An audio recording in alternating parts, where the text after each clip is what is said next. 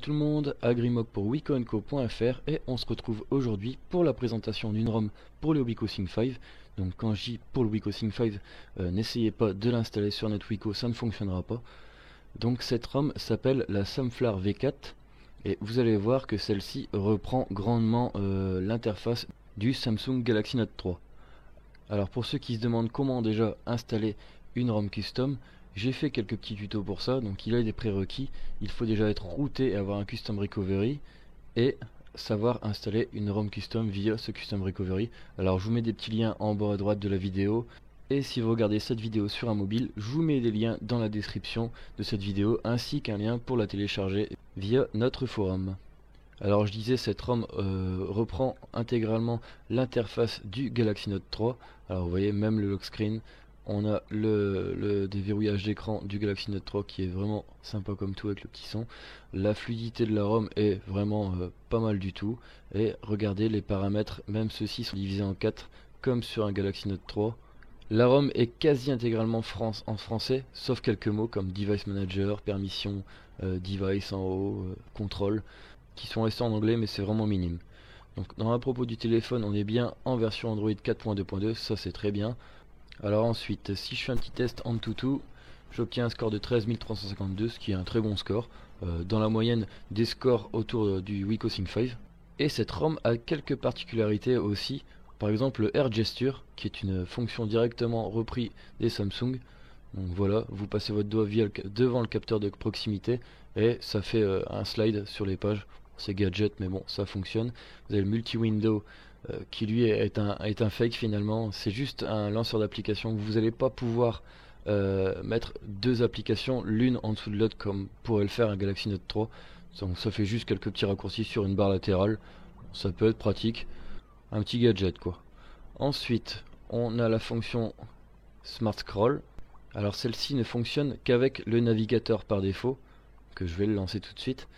Et celle-ci va détecter ma position vis-à-vis de l'appareil. Et selon l'inclinaison que je donne à mon Wiko, la page défile. Donc vous voyez, ça va plus ou moins vite. Et donc ça peut être agréable pour lire de longs tests par exemple, ou de longs textes sur internet. Ça peut être vraiment sympa cette petite fonction. Ensuite on a la fonction Smart Pause qui permet, quand on regarde plus notre smartphone pendant qu'on regarde une vidéo avec le lecteur par défaut, cette vidéo se met en pause automatiquement. Bon là je suis en train de filmer, ça ne va pas marcher, mes yeux ne sont pas détectés puisque c'est la caméra qui est devant l'écran. Je vais pas pouvoir vous montrer, par contre je vais pouvoir vous montrer une autre petite fonctionnalité. J'essaye quand même, dans le doute. Non, j'avais essayé juste avant en filmant, ça ne marchait pas. Par contre on a cette petite fonctionnalité qui permet d'afficher la vidéo en petite fenêtre et de continuer à naviguer sur votre mobile, donc comme on peut le faire sur un Galaxy S4 ou un Galaxy Note 3. Et ça peut être encore assez pratique, pouvoir naviguer sur internet et regarder une petite vidéo en bas en même temps, pourquoi pas. C'est une fonction que beaucoup de monde aimerait avoir sur son Wiko. Et bien avec cette ROM c'est possible et ça peut s'avérer assez pratique. Donc par contre quand on retourne dans la vidéo directement, elle repart au début, c'est un peu dommage mais bon. Alors on peut activer et désactiver ces fonctions à sa guise via ces paramètres. Donc c'est ultra pratique finalement. Et ça apporte un petit plus à notre Wiko. Alors ensuite dans les widgets, on retrouve plusieurs widgets directement de Samsung. Donc, par exemple le widget météo, je vais le placer là juste au-dessus. Ah bah non, j'ai exactement le même que celui sur ma page principale. Je vais essayer le deuxième. C'est juste la miniature qui est pas bonne. Voilà. Je pense que ça va être celui-là. Je vais le mettre sur une autre page. Voilà. Voilà, on a bien le widget météo et horloge du Galaxy S4. Donc pour ceux qui préfèrent celui-ci. Je vais en virer un parce que là j'en ai 3. Voilà. On a aussi le widget vidéo que vous avez vu juste avant pour lancer ma vidéo.